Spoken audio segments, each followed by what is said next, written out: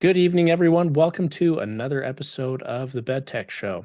We're your hosts, Ben and Ethan, and we're here to share with you some awesome tech news here at bedtime. With that, we'll go ahead and get started. Looks like Apple finally did it, and they are starting their layoffs. Tim Cook's no layoff strategy, I guess, is wearing thin and emerging from a slow fiscal quarter due to slowing tech product demand and a sluggish economy. Apple is continuing to push for cost cutting measures. And in this, he's going to be eliminating jobs across its development and preservation teams and the corporate retail division that oversees the maintenance and construction of Apple stores. It's unclear how many roles will be eliminated, but it does impact those in the US, Europe, Asia Pacific, and didn't. They have so far avoided mass layoffs, and that have been sweeping the tech industry, but looks like they are now finally starting to follow suit with other companies, and they're kind of taking an interesting approach of how they're doing this. It's not like really your um, normal layoff strategy where they just say, "Hey, these set of people are going to be laid off." They have essentially said to people, "Hey," they've given them an ultimatum: either reapply for your job or a similar job, and see if you get it, or take our 4-month severance package to leave the company. With this, Ben, I kind of want to get your opinion. How do you think this does this alter your view of Apple in the way that they've kind of handled the slowing economy? Or do you think this is something that they were always going to do and have just kind of been slow to move with the movement, if that makes sense? Yeah. I don't think that it's something that they always planned to do because it seemed as though when at the beginning of the year or even the end of last year when we saw big tech laying people off, Apple kind of had a chip on their shoulder like, oh, we don't have to lay people off, you know? And so I don't think that they would have that kind of PR stunt and then have it backfire on them like 3 months later, 4 months later. Um, that's my personal opinion. I don't think that they planned it, but I just think because of the situation with the economy, people are tightening their grip on their money and they want to have a safety net, and no one's really taking investments, no one's hiring. People are letting their companies are letting people go because they want, like I said, some padding for the future. Mhm. And I think that's what Microsoft or Apple is doing here. It's funny that you mentioned how they're talking about like reapplying and things because we saw that right with Meta, right? Yeah. And I think that is actually going to be the new way that companies handle layoffs because it is better. It's a better PR situation for them to say, we didn't fire you, but you didn't get the new job. Right. So like it's easier to say, yeah, they applied, but they didn't meet the qualifications for the new job. And so as a result, unfortunately, you're no longer an employee, as opposed to like, oh, you're fired. We can't afford you.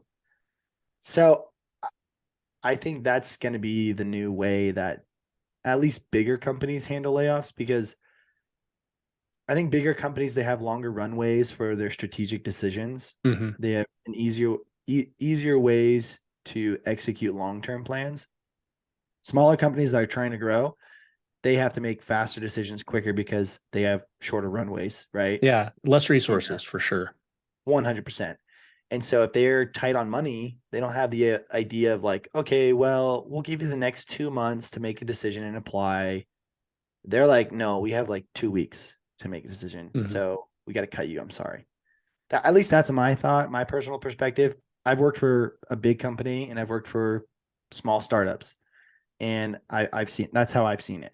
So um, that's my thought. What do you think? Does this change your view on Apple? Do you think that it's petty of them to go do this now after they've put on this high and mighty I'm better than all you other tech. What are your thoughts here? I think it's pretty petty. Um, and it kind of goes on with Apple's track record of always being last to the game with innovations. So innovations in their tech industry is kind of fallen on their HR practices with employees. They're they wanted to see how it was going to be in the tech industry with these layoffs. Like, oh, we could get behind that, and now we'll go ahead and do it. Yeah, I think it's kind of petty. I mean, they made this real big PR stunt um, of showing that, hey, we don't need to lay off people, but now they're doing the same thing. And um, even though they're trying to rebrand it as not a layoff with this new way of doing things of making people reapply for their job, it's still the same thing. So Yeah. I, to me, this doesn't look good for Apple, even though I mean I know they have a strategic plan for this and a reason for doing it. In my opinion, in the long run of a company, I don't think turning against your employees is a way to handle a slowdown in an economy. It to me it doesn't seem like a good long-term solution. It's more of a short-term band-aid that's not Yeah. going to work. Yeah. What would you think are good alternatives for companies to, play it safe in a bad economy, if they wanted to play it safe but not let go of their employees? What do you think are some good alternatives? I have seen other companies where um, high level executives have taken pay cuts Mm-hmm. to do that because really, in my opinion, I think that's a good idea because really the success of a company is based on the strategic leadership of the company, and if the company is not doing well, it's a result of that strategic leadership. I mean, obviously, that's not the only factor. I would say there are other outside factors that may be beyond control there, but I think using that as a way of cost cutting because payroll can be a huge expense for a company, Yeah. especially if you've got executives who are making a lot of money and sucking a lot out of that payroll budget. Um, that would, to me, that seems like a viable solution to this problem and would be more of a long-term solution because it would be a good incentive for them. Okay, we need to rethink our strategy and come up with a better solution for the coming years, rather than taking out mid-level employees who are doing the job and following the strategic plan that they have put forth. Yeah. What are your thoughts on that? Yeah, no, I agree with that. I do think that executive leadership needs to have more responsibility there. And if it means laying off employees, look to cutting their compensation, not just salary, but like, bonuses Mm-hmm. or, kickbacks or whatever it might be. I also think I was thinking about like another option is I think people would rather have a job where they have stable income of money than no job at all. Mm-hmm. And so in my opinion, if you go to Apple and you say, or if you're at Apple and you're in executive leadership, and obviously Apple's huge, so it's difficult to do this. But if you just say, hey, economy's really tight, we're struggling, we want to make sure that we're still profitable, we're either gonna have to lay people off or we're gonna cut everyone's pay by 20%, 10%, 15%, whatever it is. And, we want to know your feedback. Do we cut a certain percentage or do we just cut your pay? Or do we cut a pay, like a certain percentage of Mm-hmm. your pay, or do we lay people off?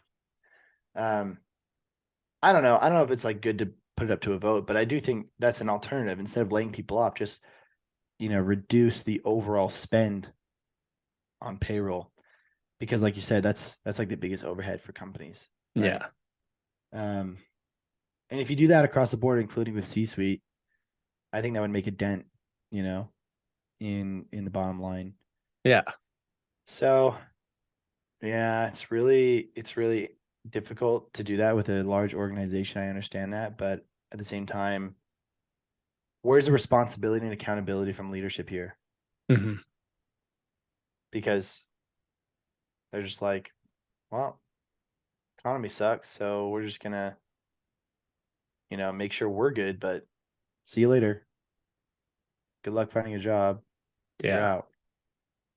Yeah. And I did read some other things where some other articles in the past where Tim Cook actually did restructure his compensation um, as a result of this, which I thought was unique and different because not a lot of executives have been restructuring their compensation as a Yeah, result of this. It's just been more, okay, let's get rid of anybody that we can so we yeah, can keep our pocket. So I guess with that, and doing this, it seems like maybe there could have been some better planning and some alternative solutions, but they may have already considered those. I'm not sure. true. Yeah, it's difficult to say from the outside. Yeah. Yeah. So Eh, that's interesting. But just on the face looking at this, it seems like Apple is following their usual trend of being last to the game. Yep. So not only Awesome. in innovation, but also in their employment practices. Yeah. Yep. Speaking of being late to the game, looks like Sony believes that the CMA conclusion on the Activision merger is irrational. So, this is something that we have covered quite a bit here on our show. We've covered the merger between Microsoft and Activision. Sony has been really boisterous on this subject and really wanting to get into how everything and doing anything that they can to block this deal, essentially. So the CMA published some provisional findings that concluded that Microsoft's Activision um, merger would not pose serious threats to the console competition.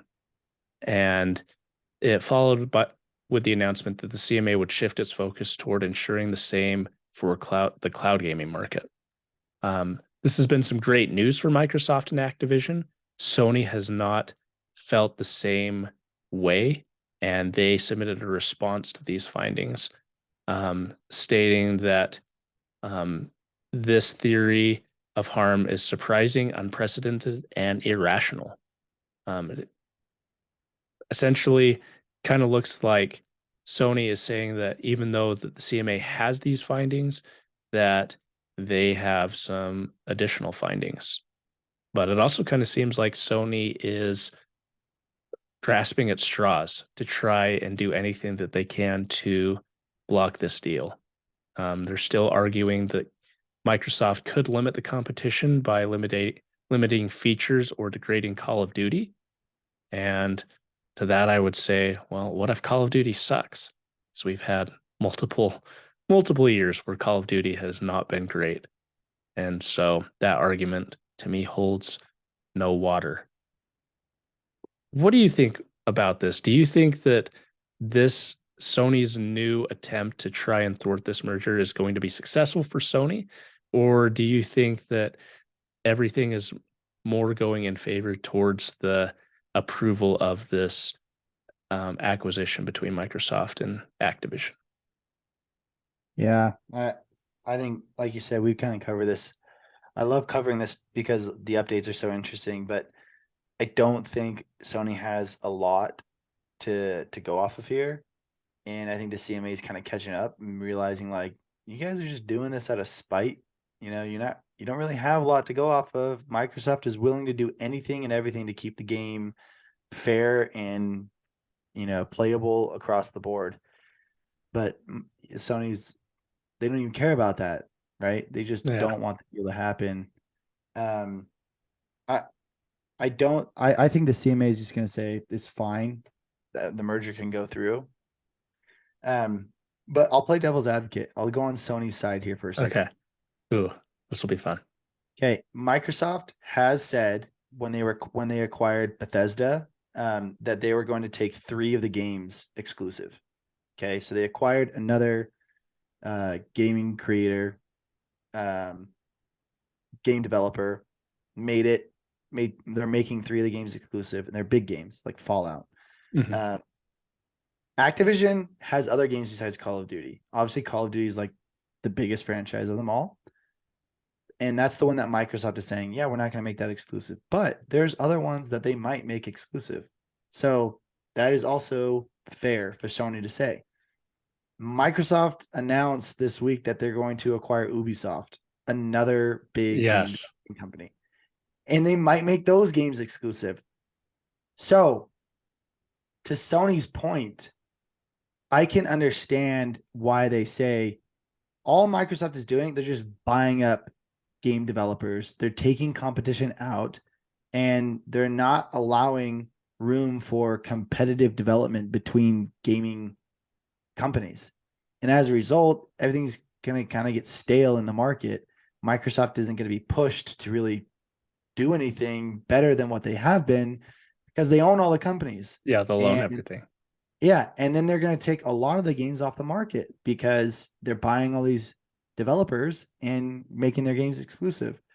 So to an extent, I can see Sony's point. I mean, in the past, Activision or Microsoft has made or said that they're going to make games exclusive. They do have a propensity for doing that. Yeah, 100%. And so I think it's fair for Sony to say that there's a risk here. The acquisition of Ubisoft, I don't think helps Microsoft. No, it doesn't. However, Ubisoft was the one that wanted to be acquired by Microsoft. So Interesting. there was something that I read right as soon as Microsoft announced the acquisition of Activision.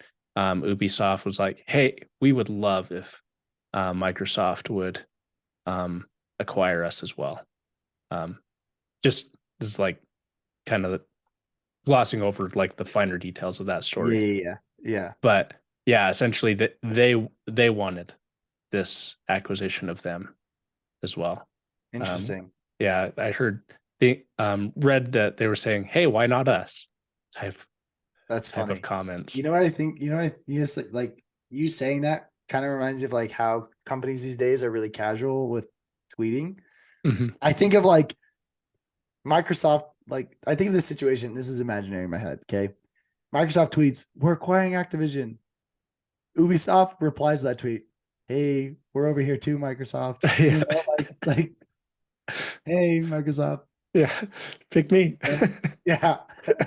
Like I can see that happening over Twitter. Just like, Yeah, yeah, anyway. That's really interesting. I didn't know that. But anyway, I can see to a point why Sony is putting up this big fuss. Like I said, in all reality, I don't think they have a big leg to stand on here. I think the merger is going to go through.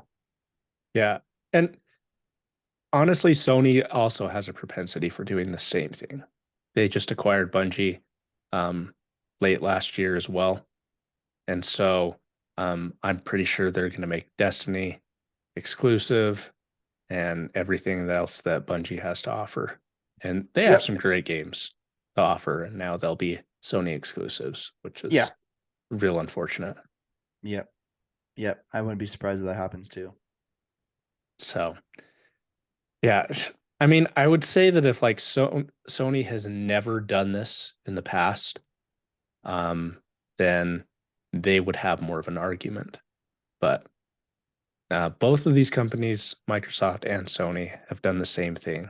And so the fact that they're arguing against each other for doing what they both do makes it really hard for me to believe that they want something more than just other than they don't want this deal to happen. Yeah, I'm with you on that. It's kind of hypocritical. Yeah. Speaking of something that gamers have thought is hypocritical, looks like Microsoft is addressing the Xbox emulation ban, and it's stating that it's based on a long-standing policy. You want to break this one down for us? Yeah, so essentially, there was a loophole in the Xbox store where you could get emulators, and then it allowed players on Xbox to play old Xbox games that were not technically allowed to be played on Xbox or Xbox Live. And then Xbox kind of cracked down on it.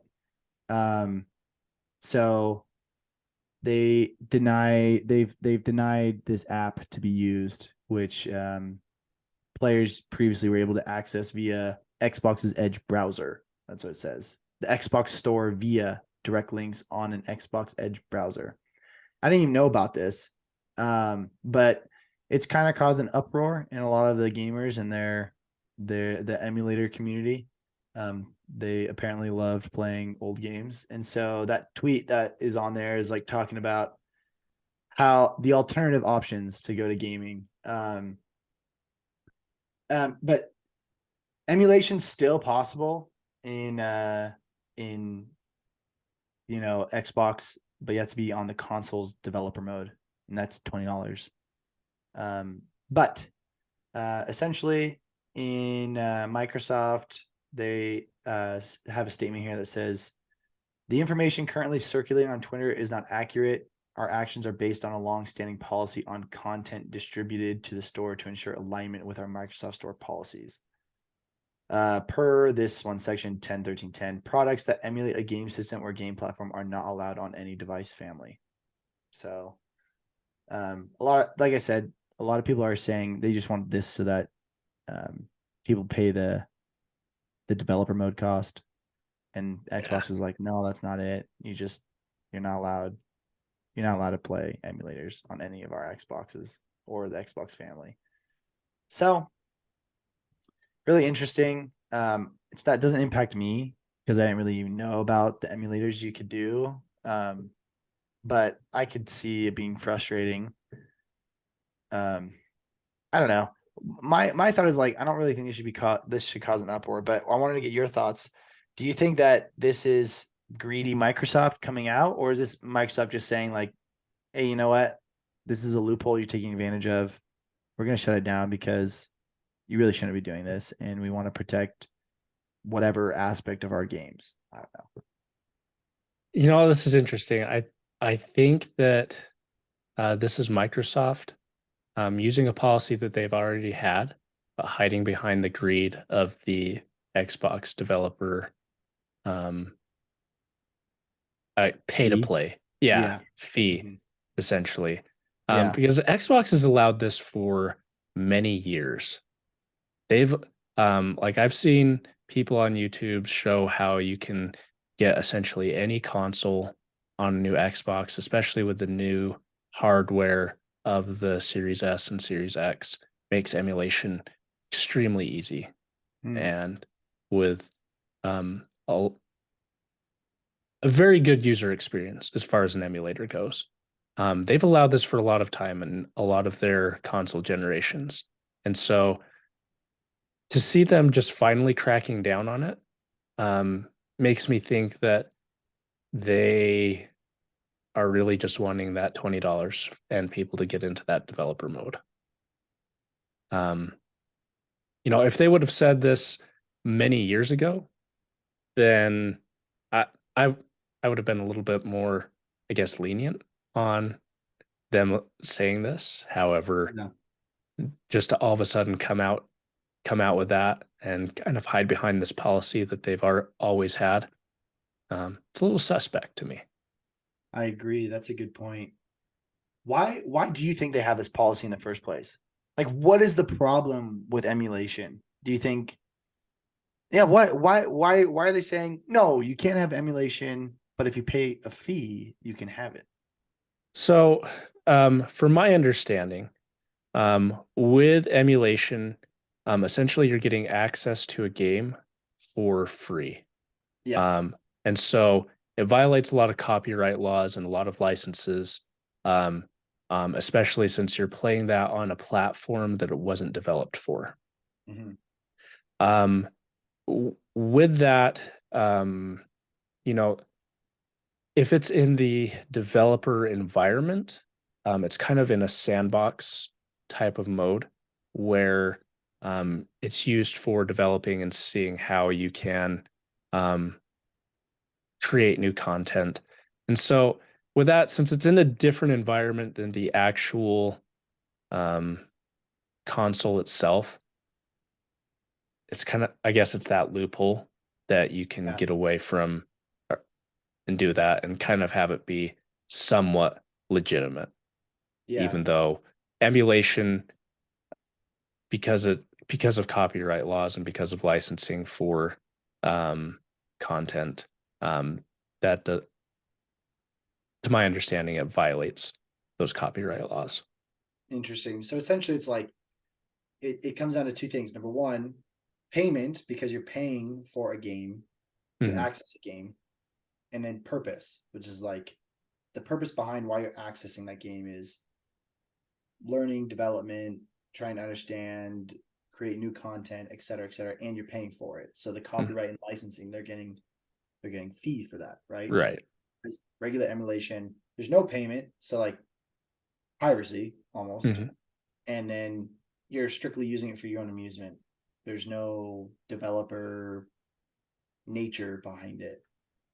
That's interesting. So it sounds like that's kind of the main difference between the two. Yeah, it's really interesting. I kind of agree with you that I think it's really Microsoft just saying, "Nah, we'd rather have you pay $20. Yeah. Economy's tight. We need a little bit more money, Yep. so let's crack down on this guy right here."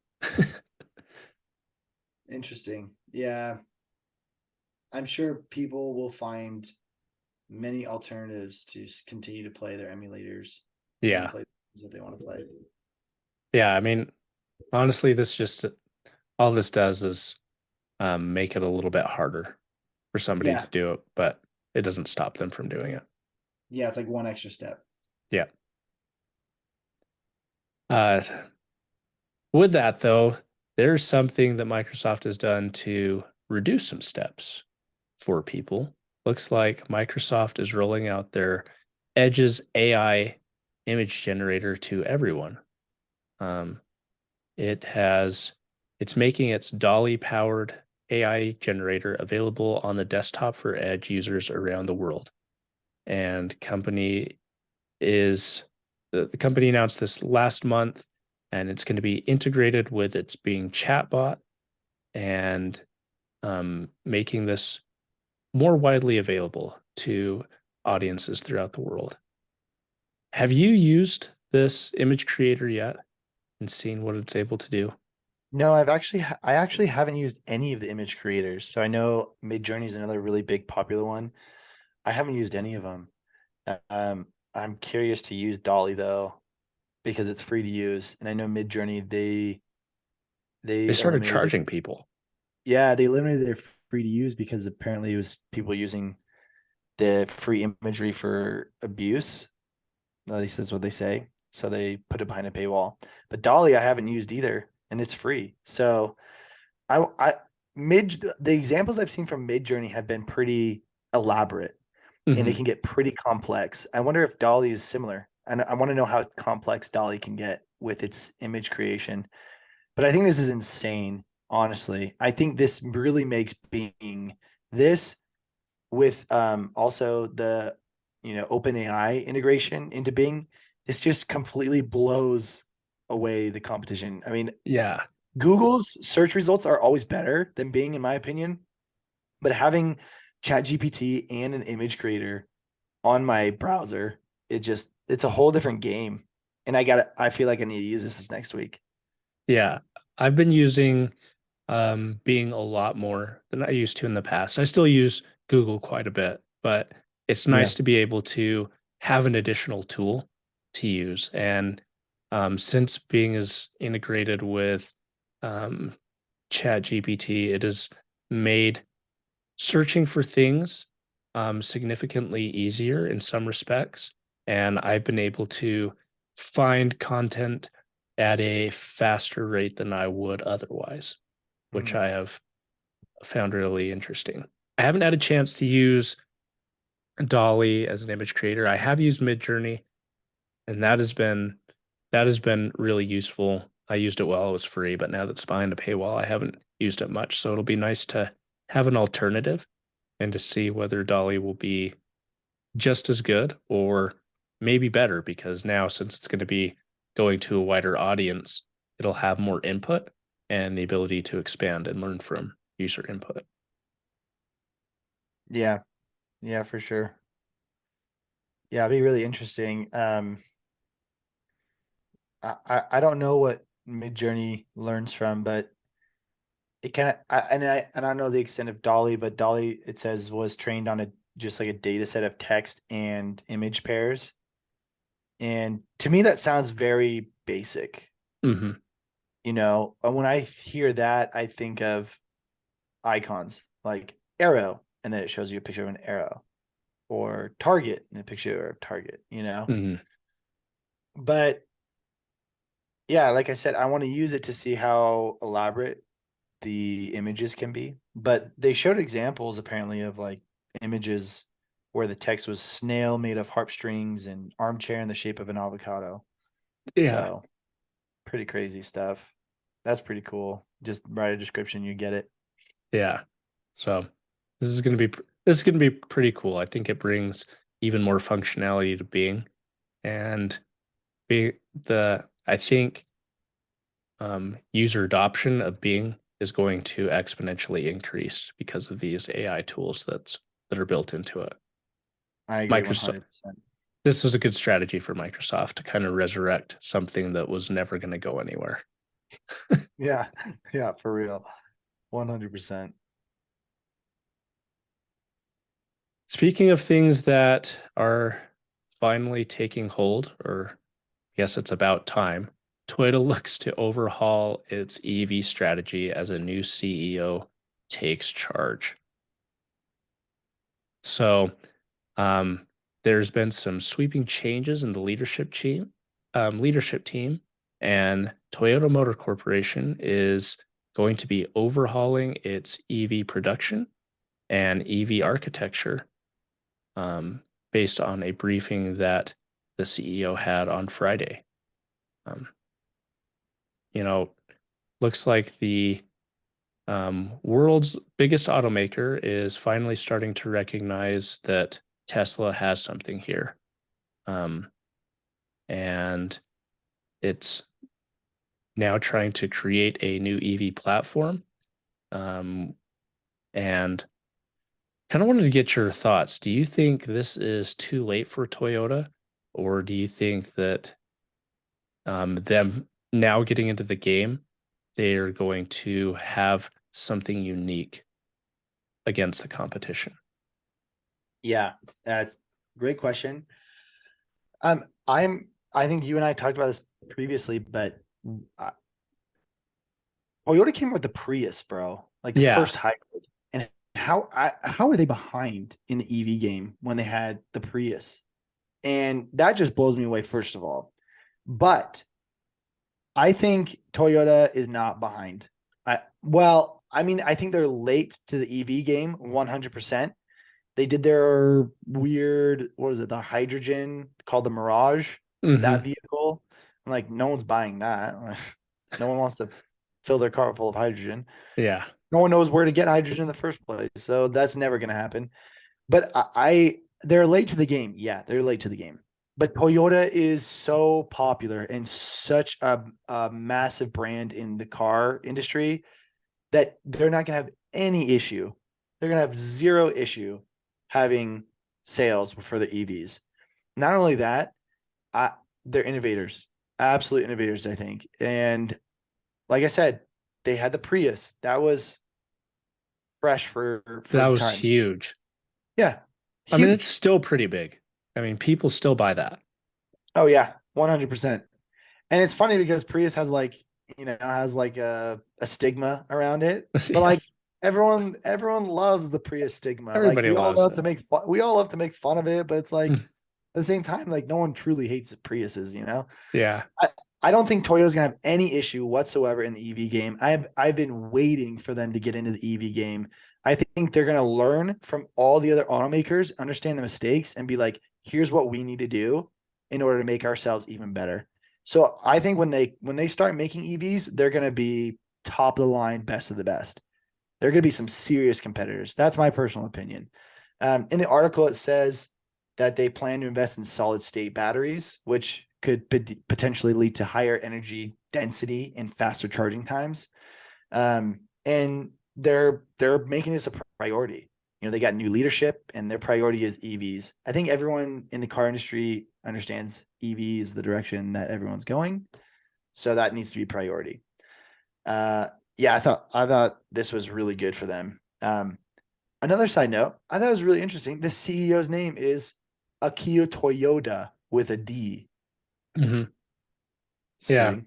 I think he's the grandson of the original founder of Toyota. Why? Why is it a T? Why is it not a D? Why is it a That's T? a great question. I have no idea. Maybe they wanted to differentiate it a little bit from their last name. Man, Maybe.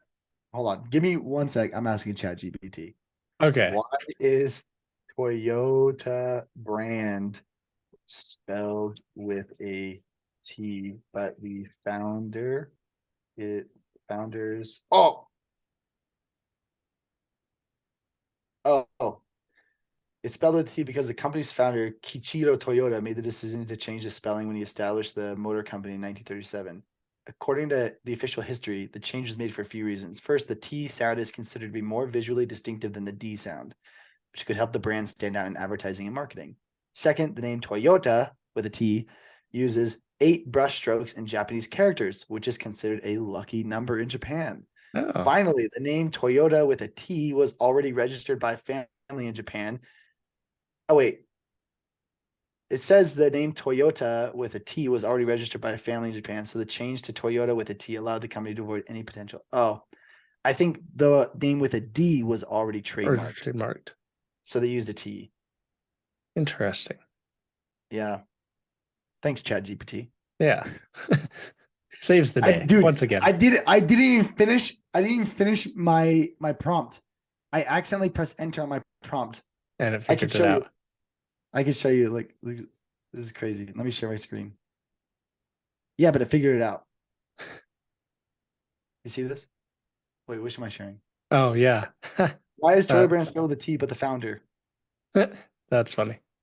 Because this uh that's right It next was to the right next to your enter. Yep. yeah, fat finger. Isn't that funny? That's funny. Knew what I wanted. Yeah, that's pretty cool. Yeah, I tend to agree with you. Toyota is so big. They have um, operations down to a science in such a way that they understand how to scale production quickly and efficiently without any issues. And so I think if they continue to, um, if they really follow through with this and invest a lot into EVs and manufacturing, I agree with you. I think they are going to be the best of the best when it comes to EVs. Um, Yep. the the one thing I guess the only caveat that I see is that they are pretty late to the game, and I'm just curious as to how long it's going to take them to come out with a full production model of some sort of EV that'll be out to the market. Um, so, it'd be nice if they came out with one in the next couple of years, but it it does R&D does take quite a bit of time, and so Yeah. um, it may be it may be a while, and it looks like other EV makers such as Tesla is making strides of how to combat this. Um, so Tesla has cut prices on all of its US models again by up to $5,000. So Tesla has applied another round of price cuts from the entire lineup. And this is in addition to the reduction in prices that were done at the beginning of the year when it slashed its prices up to 20% in some models. Um, Starting with the Model Y, which is Tesla's best-selling model, the new base variant is priced from 51,000, which includes the shipping, which is interesting. And these are in line with all of the other models. Looks like there's been quite a few just to be able to allow customers to utilize the full federal tax credits based on the IRS rules. And also, Tesla has said that even with these price cuts, they are still going to be able to be very profitable with how they are selling their vehicles and with, I guess, their um, profit that we make on each vehicle. So Wow. I wanted to get your opinion. Do you think this is going to hurt other automakers as they are trying to develop and make a profit of other EVs? Yeah, I do. I do. Um, when your competitor is so good at producing their product and service that they can undercut the competition at the consumer price, but still be profitable, it makes it really difficult for you to be competitive on your consumer price and maintain margins. You know what I mean? Hmm. I look at Tesla's main competitors, and I guess it depends on the model of Tesla that you're looking at because it can range from a luxury, you know, with the Model Lucid, S, the Lucid, yeah, and what is it? The Plaid, is it the Plaid Plaid. or Plaid? Thank you, Plaid. Um, you know, that's top tier high end. Hmm. Compare that to Porsche's Taycan. Taycan, yeah. Or you go to the Model 3 and you compare that to like Ford's GT Mustang, the Hmm. Mach-E, whatever it is. Right? The range is there, but the point I'm making is I feel like Tesla's pricing is always below at equal or below their competitors. I don't know of EVs that are as I don't want to say popular, but uh, the reputation isn't as profound as Tesla at the same price. What I mean is there are EVs that are cheaper, but I do not think people perceive those EVs to be at the same level as Tesla. Hmm. And the EVs that people, the consumers do perceive to be at the same level as Tesla are more expensive. Yes. And so you either choose a cheaper EV that's like, you know, a Hyundai or something else that's Japanese made and it's cheaper or on par with the Model 3, or you get a Tesla, which is fair price and what people appear to be is more on the luxury end. So, all in all, that was a long answer. In short, yeah, this is going to hurt other EV manufacturers because Tesla is putting pressure on the price point. And I don't know if the other manufacturers have the same lean process of creating EVs. Yeah. I I agree. Like I believe I read that their margin on vehicles sold is like around 42%, which Wow. which is huge. And Yeah. so them cutting this price still allows them to be extremely profitable.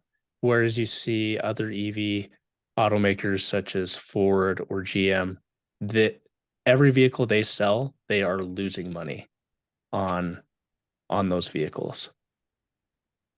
And so I think one of the biggest I guess one of the reasons that Tesla is so profitable is because that's all they make is EVs. And so with that, they were able to really develop cars from the ground up and um, rather than trying to fit uh, EV parts into an already into a body of a combustion vehicle. And so I really do think that this is going to hurt other EV makers and probably kill the competition in such a way that other automakers will not be able to make EVs. So it'll be interesting to see how this affects Toyota as they are starting to make EVs now. Yeah. That's true. That's true. Um, I also think Tesla's been in the EV game, since the beginning. So, um, Since I think, 2008. Yeah. yeah, I think their experience, because they specialize in EVs, like you said, and their long time experience dealing with, EVs and manufacturing them and the problems that come with it. They've just become experts in it. You mentioned Toyota and Toyota potentially having an issue, competing with the price point. I actually think Toyota is a lot like Apple, where Toyota's fan base and reputation as a brand is so popular that I think they can charge a premium and people will still buy Toyota. They'll Yeah, still buy it's probably true. EVs. You look at their trucks like the Tacoma and the Tundra. Actually, you look at any Toyota and you look at the initial purchase price and you look at resale value, and it's still so much higher than market. Hmm. Uh, and it's because everyone knows Toyotas run and last forever. They're reliable. They're good cars. They do what they're supposed to do. You don't have issues with them. Um, so I just think the branding around Toyota definitely helps. I think your point still may happen. Like they might have a lot of pressure with the price point, but I think having that reputable brand definitely helps. Yeah. That's going to be one, uh, yes, one thing that they would have up on the competition Yeah, is not that not the brand same. loyalty. Not Yeah. the same with Ford and GMC and Yes. American made. They've got issues, Yeah, especially since their batteries are starting on fire. blown up. So, but I think this is really cool. I mean, with Tesla's finally coming down to pre-pandemic pricing, it makes it'll make adoption of these vehicles even more affordable for consumers, especially when we're kind of in an economy now where money is a little bit tighter than it was a year ago. So, being able to allow more people to get their hands on these vehicles for EV adoption will help build out the infrastructure a little bit more to support them. Yeah, So, so I think this is a win. I agree. Well, speaking of wins, we appreciate everybody's support as we've made these videos. It's been really great to make these, so we really appreciate everyone and viewing our content. So please make sure you smash that thumbs up button if you liked it. It really does help the algorithm. If you didn't like it, that other button seems to work all right too. Make sure you send it to somebody you disliked. As well, ringling that dingling button so you are always notified of new content as it's posted on the channel. Until next time, you all have a wonderful evening. Stay classy, and we'll catch you in the next one. Peace.